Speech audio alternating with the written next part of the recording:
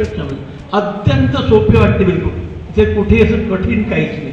फक्त आपल्याला शिकायची आवड पाहिजे, बस एवढंच आहे. आणि जर आपल्याला त्यात पारंगत व्हायचंच नाही, पारंगत जर व्हायचं असेल तर मग लोढा सरांसारखं बालपणापासून मग शेवटी PhD बिलकुल व्याख्याज्ञांचं संस्कृत आहे. पण संस्कृतसारखी सर्वात शिकायसाठी तरी सोपी भाषा आहे.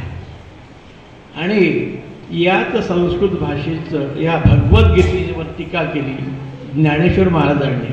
संत श्रेष्ठ वयस्क संत श्री नामदेव महाराजांनी म्हटलेलं आहे, नामा म्हणे ग्रंथ श्रेष्ठ ज्ञानेश्वरी एक तरी ओवी अनुभवावी.